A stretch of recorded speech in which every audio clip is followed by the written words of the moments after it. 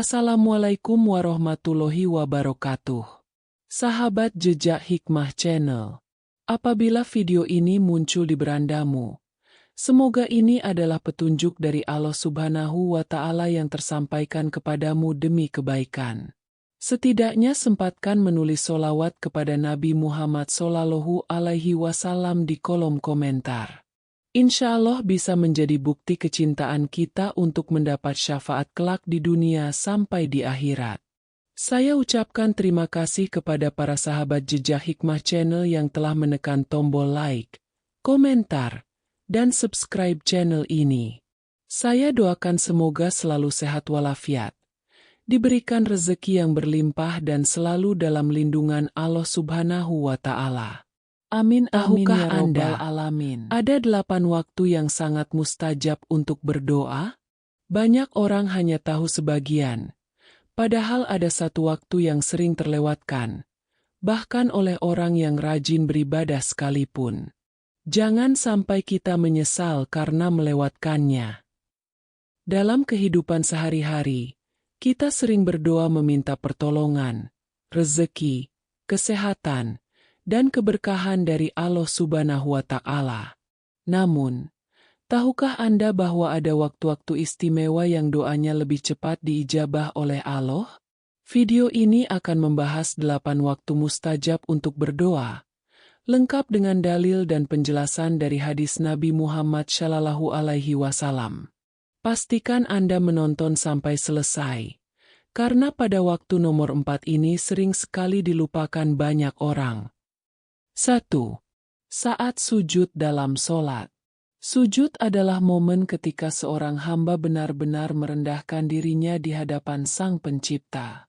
Tubuh menempel pada bumi, kepala yang biasanya menjadi bagian paling tinggi kini diletakkan paling rendah, sebagai simbol kepatuhan total kepada Allah Subhanahu wa Ta'ala. Rasulullah Shallallahu Alaihi Wasallam bersabda, seorang hamba paling dekat dengan Rabb-nya adalah ketika ia sedang sujud. Maka perbanyaklah doa ketika itu. Hadis riwayat Muslim. Dari hadis ini jelas sekali bahwa sujud bukan hanya gerakan fisik, tetapi juga kesempatan emas untuk melantunkan doa. Banyak orang hanya membaca doa pendek saat sujud, lalu cepat-cepat bangkit untuk menyelesaikan sholat.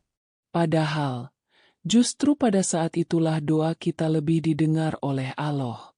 Sujud adalah puncak kerendahan hati, sekaligus titik tertinggi kedekatan seorang hamba dengan Tuhannya. Kita bisa memohon apa saja, rezeki, kesehatan, ampunan, keselamatan, bahkan urusan dunia dan akhirat. Bayangkan, di saat kita benar-benar menempelkan wajah ke tanah, Allah membuka pintu langit selebar-lebarnya untuk mendengarkan kita. Maka jangan sia-siakan sujud hanya dengan bacaan singkat, tetapi panjatkan doa tulus yang keluar dari hati. Inilah rahasia yang membuat doa di sujud menjadi mustajab. 2. Waktu di sepertiga malam terakhir. Sepertiga malam terakhir adalah waktu yang sunyi, ketika kebanyakan manusia sedang terlelap dalam tidurnya.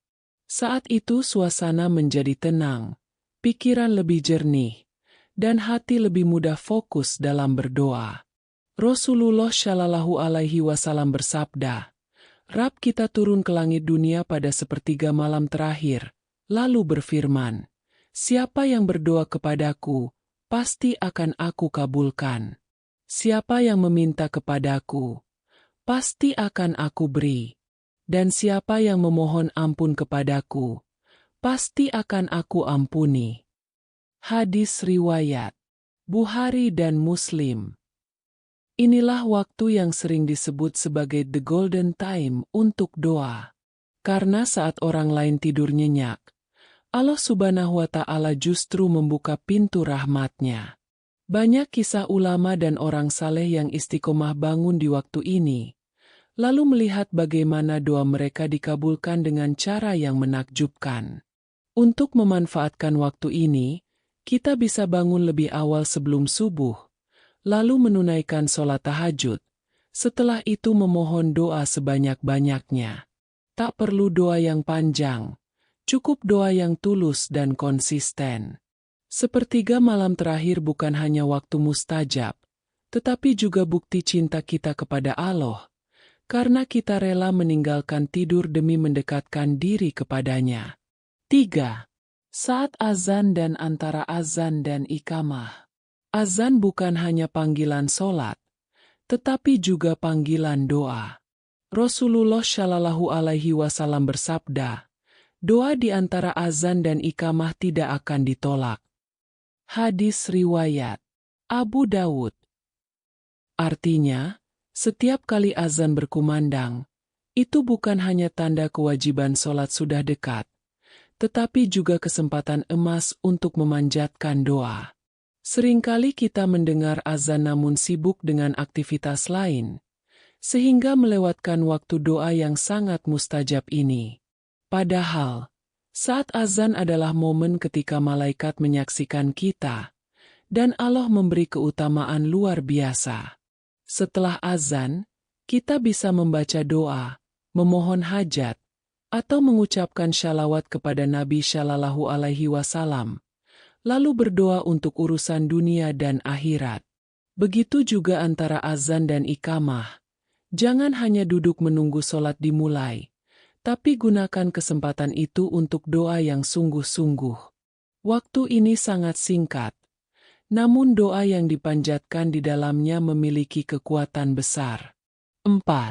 Waktu turunnya hujan, sering terlewatkan. Hujan sering dianggap sebagai sekadar fenomena alam, padahal ia membawa keberkahan luar biasa. Rasulullah Shallallahu Alaihi Wasallam bersabda, doa yang tidak tertolak ada pada dua keadaan, ketika azan dikumandangkan dan ketika hujan turun. Hadis riwayat Abu Dawud. Dari hadis ini, kita tahu bahwa hujan bukan hanya rahmat, tapi juga pintu terbuka untuk doa mustajab.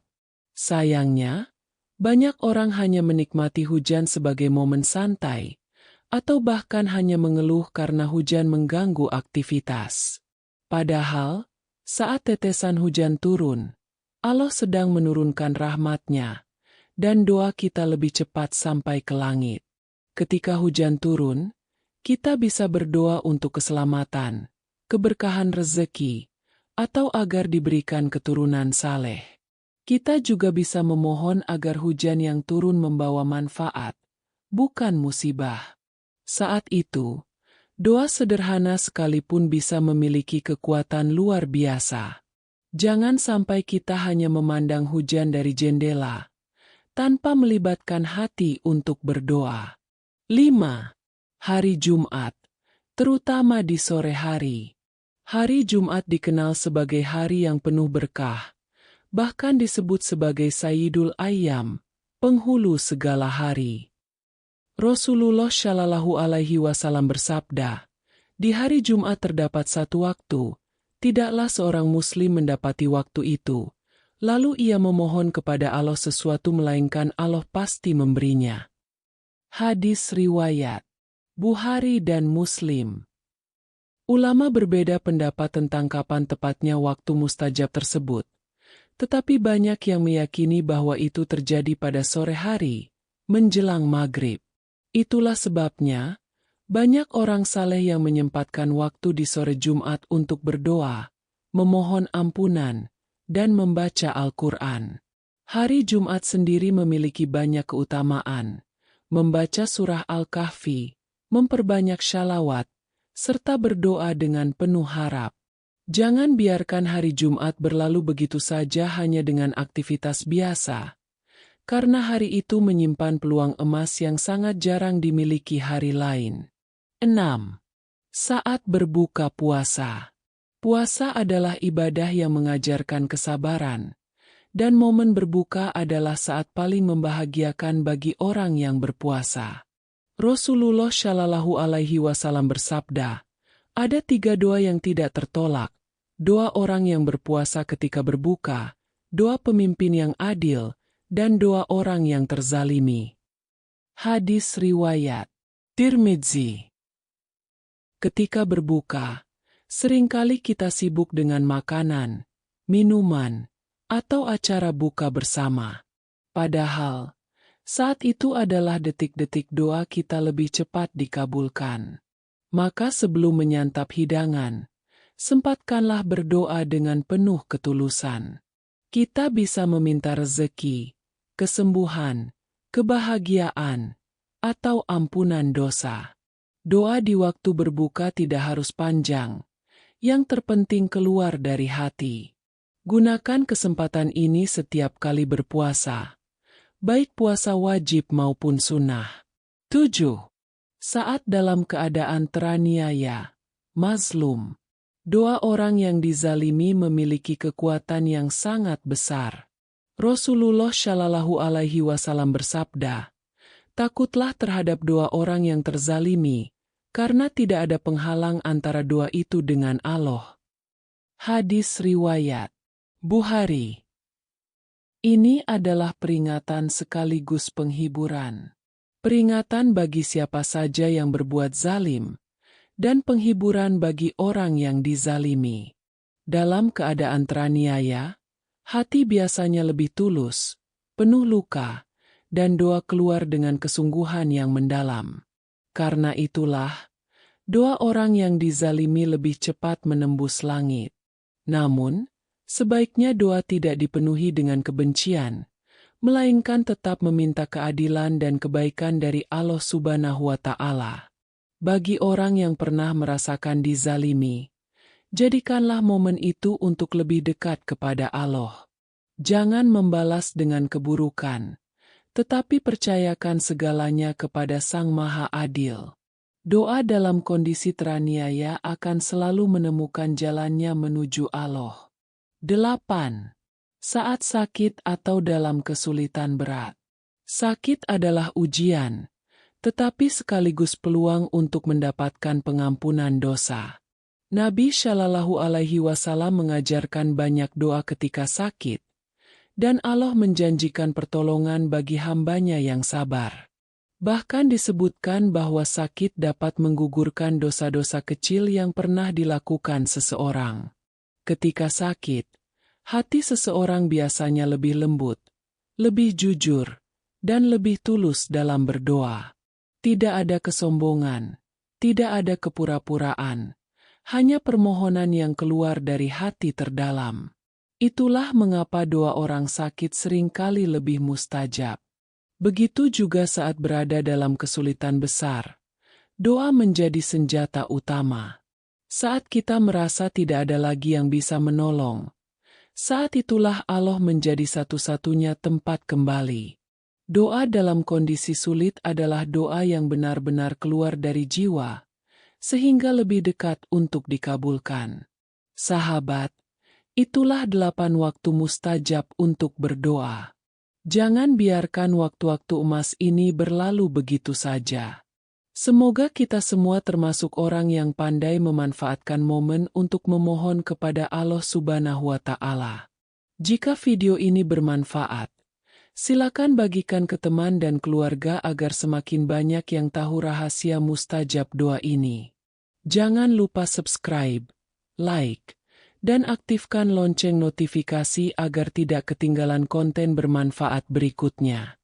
Barakallahu fiikum.